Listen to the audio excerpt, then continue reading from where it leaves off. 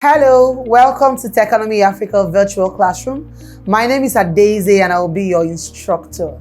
Today we'll be taking you through the fundamentals of cryptocurrencies and breaking it down to its most granular form, such that you are able to grasp the very essence of cryptocurrencies in 60 minutes or less. Cryptocurrencies, what are they? What can you do with them? Bitcoin, the evolution of Bitcoin. Cryptocurrency is a digital payment system that doesn't rely on banks to verify transactions. It's a peer-to-peer system that can enable anyone from anywhere in the world to send and receive payments. You store your cryptocurrencies in a digital wallet. Cryptocurrencies got its name because it uses encryption to verify transactions.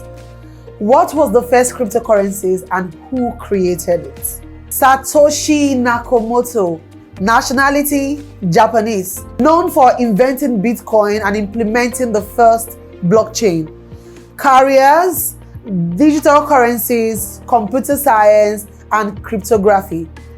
Satoshi Nakamoto is the name used by the presumed pseudonymous person or persons who developed Bitcoin and authored the Bitcoin white paper and developed Bitcoin's original reference.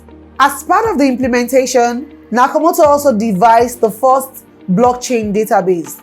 Nakamoto was active in the development of Bitcoin up until December 2010. That should be around 11 years. Many people have claimed or claim to be Nakamoto. So what exactly is Bitcoin?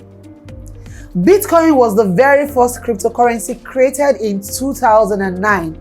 It is the largest and most well-known cryptocurrencies. If there's any cryptocurrency you should know, it should be Bitcoin. As the first cryptocurrency, Bitcoin has become the most valuable and commonly held among thousands of crypto users since it was created.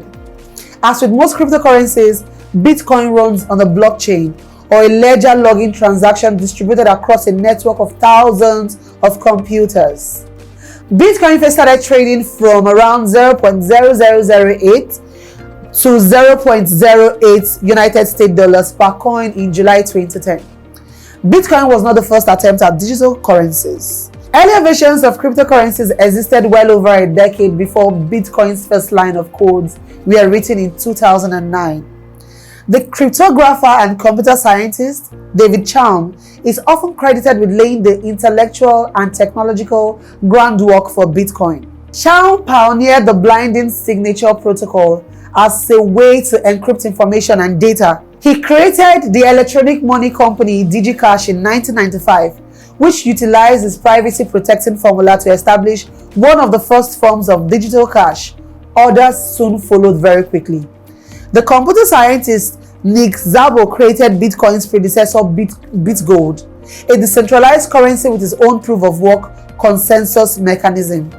The developer Wei created B-Money, a similar attempt at a decentralized private money network.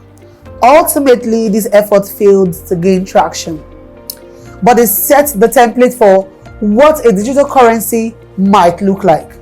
The 1990s efforts to create digital cash took place against the backdrop of the internet entering people's homes and technology embedded itself in the fabric of everyday life.